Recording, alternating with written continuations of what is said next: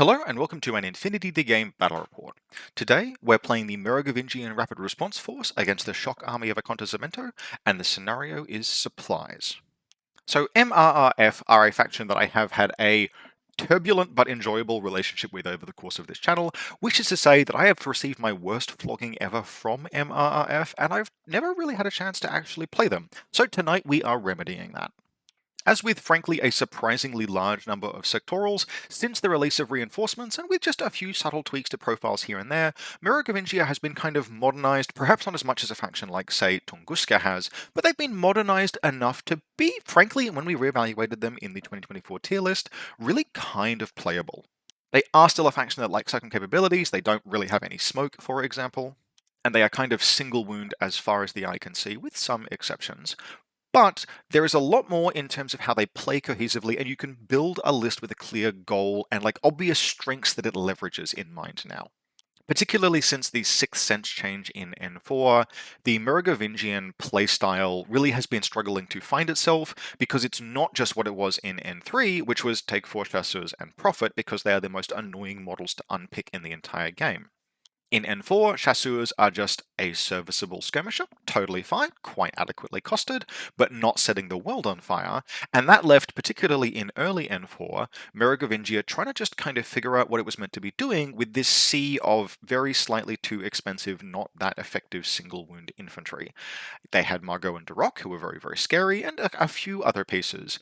But I think now in 2024, they have kind of finally settled into no, this works. This works, and it's kind of cool. And on screen now is the list that I played this evening, and is an example of the kind of list I think you can play quite reasonably with MRRF. If you are willing to bear the challenge, it can be rewarding. So what are we running? Well, Combat Group 1 is a link team soup, where almost every model in this group except for the Chasseur is linkable, which means we can, if we want to, start with a 5-person core and a 3-person Harris, although these won't have composition bonuses. We're aiming, though, to run them, at least as the game progresses, really just as 2 3-person teams. It's me, I like doing that. So we have, the first of those teams is a Moblo with Mimetism and Tactical Awareness and a HMG, a Moblot Paramedic with Tactical Awareness, an AP Rifle and a Light Shotgun, and then an Apache. The Apache FDOs are one of those things where not only are they just good on their own merits, like you compare them, for example, to a Corsan of the Gate, and it's genuinely embarrassing how terrible they make Corsans look for broadly the same kind of points cost. And Apache is just a very, very solid profile for the like 15 points that you pay for it. But in terms of what they add to MRRF, they are hugely valuable because so they do two things in particular that are very useful. The first is just kind of like generalist close assault. They add close combat to any link that they can slap into. And in this case, they are wildcards, so they join each of these links. They do count as Lugaroos if you want them to be a part of a pure core, but I'm willing to give up on that in this particular case. Kind of, not more importantly, but important though, is that they are a shock immune, no wound in cap model, which means that they can do things like punch through a template defense or minefield. And a simple minefield was one of the things that was kind of very frustrating for Merovingia to deal with otherwise, because it was just this sea of single wound models, and taking a hit often meant having to try and reconstitute force with a paramedic or a doctor, and you couldn't reroll because of cubes, stuff like that. And so having a model that's just like, no boss, I can push through a minefield. If I fail my dodge, it's fine, opens up just certain plays that otherwise weren't possible. I can push through a chain rifle, I can push through a shotgun, I can push through a mine, and carry on with a close assault. That is a very valuable capacity. They would have been absolutely perfect if they had smoke grenades, but we can't have everything. I'm very happy with Apaches. And frankly, even these reworked Moblo profiles, very good. We then have two Metros, one just with a rifle, one with a lieutenant. These guys will start linked for 5-person link bonuses, but I'm going to leave them behind in the deployment zone. I just want a lieutenant and a decoy. We then have a second link team set up where we have a AP Spitfire +1 damage, mimetism, tactical awareness Moblo. Now, if this piece just had 2 wounds or no wounding cap, holy damn, it would be incredible. But of course, at that point, it would borderline be a veteran Kazakh and it would cost multiple more points.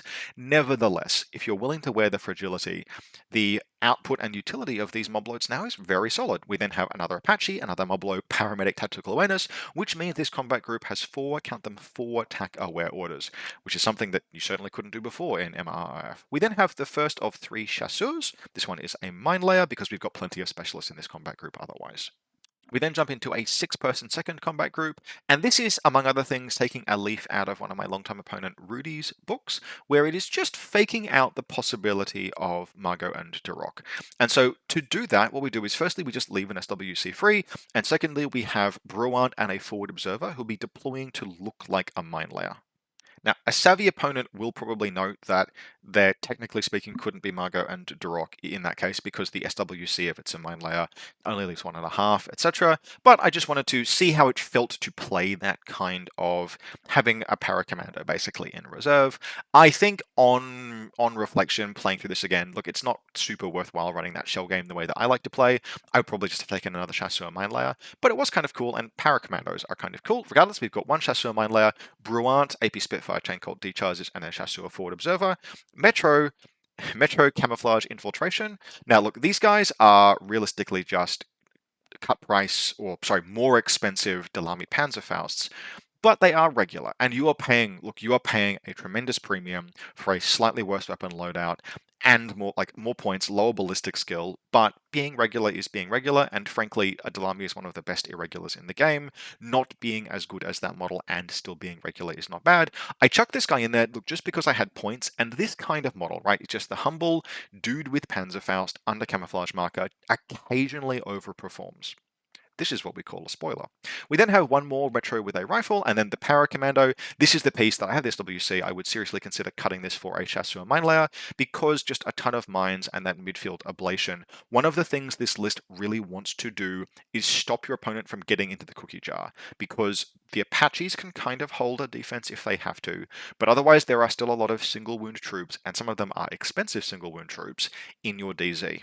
So on reflection, Para Commando was cool. It would definitely trade up this particular game, but would consider exchanging this for just another Chasseur mine layer. Nothing wrong with that kind of piece, even if it just sits there, deploys the mine, goes into suppressive fire maybe at some point, flamethrower or something, like it doesn't matter.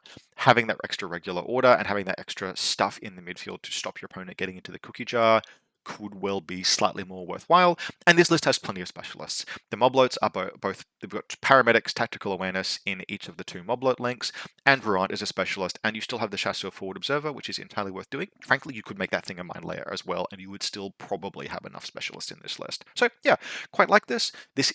There are ways that you could flex on this. Of course, you could get Margot and Duroc into the list. I also would seriously consider running 2 Chasseur mine layers, 2 Chasseur forward observers, and then plonking a missile bot in there, because you can just use the forward observers as forward observers some of the time. So there are ways and places and ways you can change this list around to get different effects. You could even consider a Lugaroo team, and it wouldn't be the worst thing in the world. Lugaroo are cheap, like genuinely they're not hugely expensive. They carry viral weapons, and the Apaches give you a point kind of assault piece. It's not terrible. It's honestly not great either, because from memory there is no way to get a specialist into that team. It's literally just gunfight things with viral weapons and the Apaches. So regardless, this was the list that I played this evening. This is using a lot of the new Merovingian stuff, and it was pretty cool. Playing against it, my opponent Owen would be playing the Shock Army of Acontecimento today, with a mix on what I would call standard Acontecimento, with some of their own kind of preferences. And the big thing that's, look, the first combat group there is a ton of good stuff, including a missile package. We have a Dragao, HRMC, excellent tag, yep, a Knight of Montesa paramedic, outstanding in this particular scenario, not just because it has the ability to go and easily pick up buttons, being a very fast paramedic specialist in supplies, but also it's one of the few ways that the Shock Army can unpick QAZ creatures, which is very useful. We then have Scylla. She's been present here as a regular hacker. Now, obviously, the Trinity KHD effect is not going to be super useful against Merovingians, but she's very worthwhile she's expensive, right? So I'd say she's still moderately worthwhile. She can be kind of an apex bully hacker. She's a little wasted in this circumstance, but she's still network projection, spotlight, etc., and there is the Clipper. We have a Peacemaker with Oxbot, heavy shotgun profile, a Machinist with Palbot, a Warcore, and 3 Fugazi. And then in Combat Group 2, we have a no composition bonus 5-person Acontecimento regular team, 3 dudes with combi rifles, one of whom is the LT, 1 paramedic, and a Feuerback Orc. Now, this is something that Owen was experimenting with, and it wouldn't be terrible, But I think you have to be very cautious with this kind of link team being the entirety of your second combat group.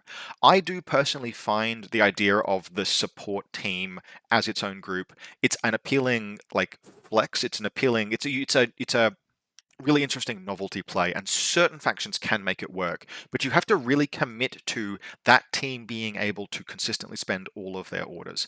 And if it's just a medic and a gun and some dudes, they fall short of that. So what this combat group needs, firstly, I would probably make it a 6-person combat group with the Tech B just as the 6th model. She can run forward, she can press buttons, she gives you an outlet for any like 1 or 2 spare orders that are in that combat group. And then secondly, I would consider adding, you potentially want to have 2 combi rifle and nothing else, because lieutenant and a decoy, and then a paramedic. But that 3rd combi rifle regular, you should try and find a way to make it either the grenade launcher hacker fast panda regular or the mine layer sensor shock mines regular, because either of those 2 give you just a better chance. I mean, the grenade launcher gives you spec fire, although it's not pure composition bonuses, but it's still ballistic skill 13. Either of those gives you another outlet for the orders in that combat group if you don't have anything to shoot with the orc or medic with the paramedic. If you were to take an approach like that, I think the entire second group being a single fire team that does a whole ton of support and fighting work can genuinely work, but it needs to change a little from this iteration. We wouldn't see that materialize too badly in this game, but that's because of some other things that would happen, and it would come up to an extent, but not colossally. So jumping into the game, I have the terrible ignominy of having a lower willpower than my opponent Panocianian Lieutenant, and Owen wins the LT roll and Snap picks going first, which is totally reasonable under the circumstances. Supplies is really a scenario where you can choose to go either first or second. There are different approaches to play it either way, and particularly against someone like MRRF, getting the boot in early can be very rewarding. Okay, cool. So I'm going to set up as defensively as I can. In terms of the QAZ creatures, mine is going to go over here, and then Owen's will be over here behind this this crate. Both of them will be unpicked relatively easily over the course of the game, but just, they're adding a little bit of complexity to the table. In terms of Owen's deployment, his 5-person link is going to be clustered in this building here, with the Orc Feuerback on this bridge, ready to move out in this direction if need be, or potentially out and around here if it needs to as well. Paramedic is relatively central to offer support. Importantly, the Knight of Montesa is popped down here. It's ready to drive out and around and deal with NCC, my QAZ creature. The Peacemaker is over here, and Scylla is over here, and then we just have the Clipper Dronbot on the rooftop and a collection of Fugazi and Warcore and stuff throughout the DZ. The Warcore is over here on this building with, fairly good visibility of the rooftops and not much visibility down into the alleyways. Owen will reserve drop his Dragao down here, relatively central once it's clear that there's nothing obvious for it to shoot. For my part, everyone is going to be hunkered down. We're going to have the first of the Moblo and Apache teams over here. This one is the heavy machine gun with the paramedic and the Apache there.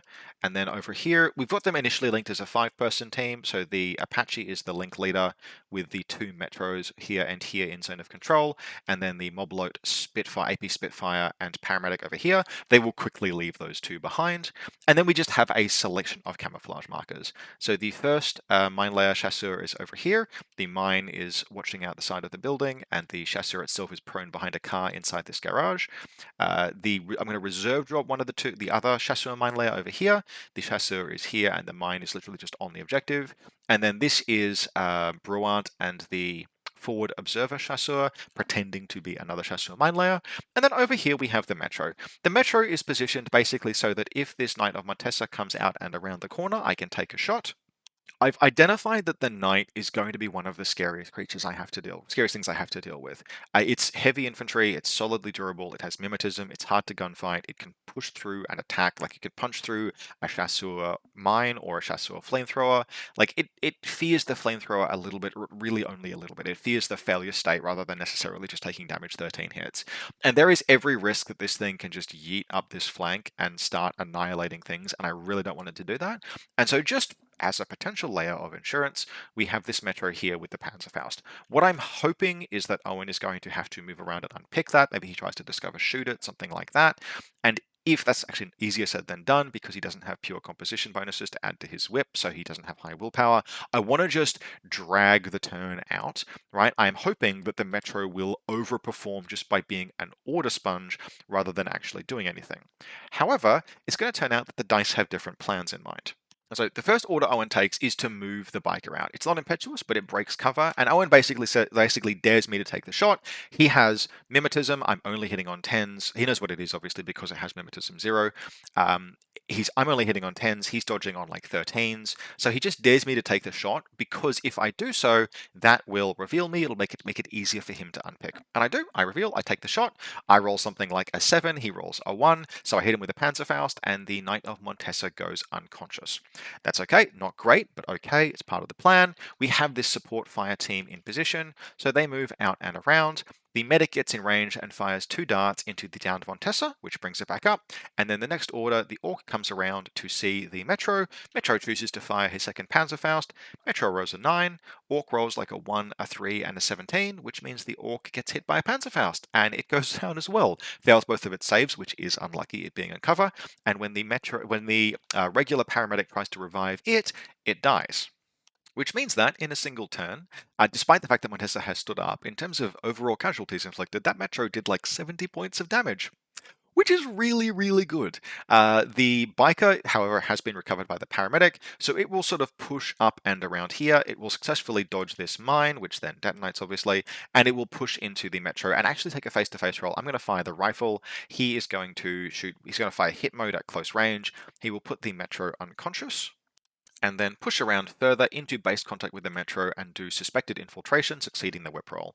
A couple of boarding shotgun shots, then take out the QAZ creature at range, and at this point he has like 2 orders left maximum that he can spend.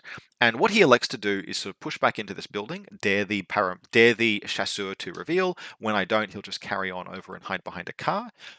But I think there was a fairly reasonable argument to make to actually keep pushing the offense.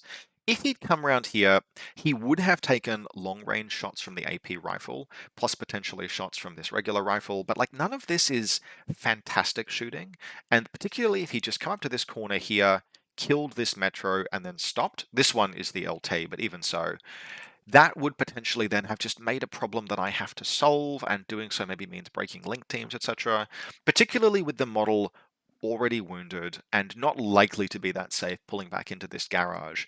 I think I would kind of have been a favor of just making it my problem, but in particular my problem in a way that pulls my forces back in this direction rather than letting me move into the midfield as part of solving it, because the midfield's where I want to go in order to accomplish things.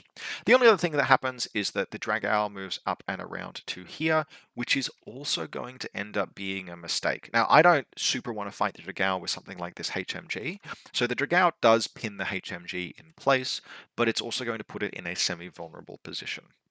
So my first turn, we have an uninjured, fully intact link team over here that can spend a bunch of orders, and so they spend a bunch of orders. We are going to hop down. We have to do a little bit of crawling to stay away from the Dragaul's line of sight, but there's a doorway on the building down here that we can pop down and through. And along the way, the paramedic will stand up and it will recover the heroic unloaded Metro. Metro has no Panzerfaust shots left, but I had kind of the spare short skill, and there's nothing that's necessarily going to be able to easily kill this if I neutralize the Montesa, so no problem. We move up and around. Along the way, we're actually going to swing around this way, and along the way we will see into the building, and the AP Spitfire Moblo will trivially put down the Knight of Montesa, even in cover. That range is just, we're at 16 inches, which means the Montesa is at net -3, even with me out of cover.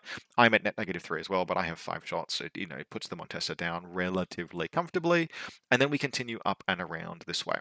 So the first thing we do is we're going to move the Moblo up to this corner where it can see the Dragaul. We take 1 engagement. I get 1 hit through. He spangs the armor. And at that point, I pause and reconsider and see if I can find a way to make this better. Now, thanks to the kind of like lips you can see just sort of here on this building, even if I push around this direction, the Dragaul will have cover. You can see them a little bit better here, for example. You can put a model there and it's quite difficult. To get it out of cover, you've got to come around this way, for example. But if I drop prone, there's a garbage dumpster here that is keeping me out of line of sight until I stand. So we just move the Spitfire around, because doing so means that when it stands, it is still in cover, and then we're inside 16. So we spend the extra order, we get inside the good range band, which is not going to affect, like it's still good for me, but it drops another 3 points of negative off of the Dragao, which means the Dragao is now hitting on 9s. I'm still on 13s. That's more comfortable than Dragao on 12, me on 13s. Take another shot with the Burst 5 AP Spitfire, and we actually just put the Dragao all the way down unconscious. It misses, needing a 9. We roll a crit and 3 hits, and that just blitzes through it. Another shot destroys it entirely, and we pull back around this way. They don't have that many orders left, but they've done plenty. We do have enough orders for the paramedic to run into this room where a beacon, a supply crate is, grab it, and then pull back around this way. And so they will end up in sort of like a broadly defensive position. An Apache will be behind one of the cars in the garage. The paramedic will be hanging out where the QAZ creature used to be, and the Spitfire will be just kind of like watching these approaches as it needs to. We still have some orders in the second combat group, but really only a few, bearing in mind that the para commando is still off the field. So we're just going to have this chasseur just poke out and poke back and put some rifle shots into the QAZ creature over here. Has it out of cover, so it kills it. Chasseurs have very low ballistic skill, but that is still a kill. And then we just have Jacques Brant move out and around and stap a decharge onto this crate just to do my second classified. My first classified I'm going to be able to accomplish next turn. It's just HI the HVT, and this is Owen's HVT over here. But I only have one model with decharges, so just get that out of the way. So we just move Brant up and then move him back. That is the entirety of the action in this combat group. But at this point, every one of Owen's guns is dead, and I have suffered 0 casualties because the only wound I took last turn was the Metro, which I recovered with a paramedic, and I'm holding a box. Because Owen's range firepower is all completely destroyed, I'm even able to use the tactical awareness orders in the second team just to move them forward and get the HMG up into this big active position here, because there's literally nothing Owen has that can fight a Mimetism Haris-linked Ballistic Skill 13 HMG at this point. He has to now try and fight asymmetrically, but he's playing Shock Army and he has a missile package, so he can do that. So this turn's efforts by Owen basically boil down to Scylla rolling up her sleeves and saying, fine, I'll do it myself. She's going to pull out and around this way, and she's going to fire a bunch of pitches into this building, and by a bunch of, I mean one. She's going to fire one pitcher into this building, but that gives her some very clean repeater coverage, and she starts just moving forward and spotlighting things. She gets a spotlight first try onto this paramedic, and then a missile drops onto it and knocks it unconscious. Not dead, it is armor 3 and it passes 2 saves, but it's still only single win model, so it goes unconscious.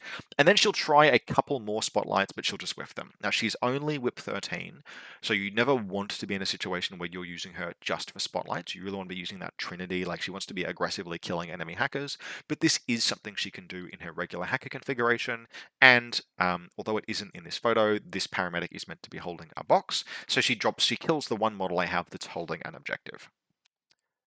Spotlighting me also accomplishes Owen's second classified, which is to spotlight an enemy model. So he now has 2 classifieds on the board to my 1, but he's not holding any boxes. So Scylla's going to end up against this wall over here with the Davabot Charybdis looking into the building. I try to do a dodge at some point. No, actually, I don't try and dodge with the Apache in the building, because if I do, it would enable her to spotlight me unopposed, which is just one of the cool things that she can do. Otherwise, we have this link team over here, which is it's been reformed, but it's a little bit vestigial without the orc gun. It just moves up and around over this bridge, and then just kind of it's just crawling prone, staying out of line of fire of the HMG. That's kind of all that it can do. Very much, it's not strictly speaking a waste of 4 orders. It's just setting up to try and accomplish something, but there's not a lot it's going to be able to do because it's 3 dudes and 1 paramedic, and they all just have combi rifles. So jumping into my third turn, I start by activating this link team over here. They actually do a jump to get the paramedic up onto the rooftop, and then we move forward basically with the intention of killing things. Like the game is not won at this point, but by God, I am heavily advantaged. And so as we move along the bridge, the paramedic is going to fire at about 14 inches a paramedic dart into this mobload, which will hit and it will res the mobload paramedic, which is quite nice. odds of success there were not exactly high, but once you hit the Moblo is Fizz 12, and then the HMG moves out and along this bridge, and it puts down one of the regulars on this bridge that I get line of sight to, and then it kind of like vaults up onto this guardrail and then back down, which gives me line of sight to the Peacemaker, which also puts it down. And look, at that point, things are well and truly under control. Obviously, I've picked up, with this paramedic being rezzed, it's able to pick this box back up. This Moblet over here just moves around and does the follow-up, HVT, which scores me my second classified. And then Brant will just run around here again and then run back. Actually, he runs back this way. He picks up the box first try and then runs all the way back to hide behind this crate. So at the end of this turn, we're basically relatively comfortable. We've even managed to pick up the central box with the paramedic and pull back. And on top of all of that, in the second combat group, we've even managed to just one order to bring the paratrooper back on, move it around to here, and then shoot Scylla in the back of the head and kill her. So at this point, really the only models in the entire Merovingienne, the entire Shock Army force are a Clipper, a bunch of dudes, a bunch of regulars, and some Fugazi drone bots, and a machinist. And on top of that, Owen's a loss of Lieutenant, because just the way that this Link team was positioned, the model that ended up being at the front is just trying to push forward to do literally anything. There was a regular over here who is now dead. So Owen's a loss of Lieutenant, on top of everything else, and the game is comfortably done. However, just to get some violence done on the way out, this Fugazi stands up, it gets chain colted by the Paracommando for its trouble, but it does successfully flash pulse the Paracommando, and then with the command tokens that he has left, basically a single Acontecimento regular crawls around here, stands up, and then shoots the Paracommando to death, which I am very sad about, because if that Paracommando had lived, there was no reason for it to die. It had no impact on the scenario score. Nothing but petty vengeance by the Shock Army trying to put it down. Didn't accomplish anything, but it did mean that at the end of this game, 10 points to 2, because I don't need to play out a third turn, it won't have any impact on the mission.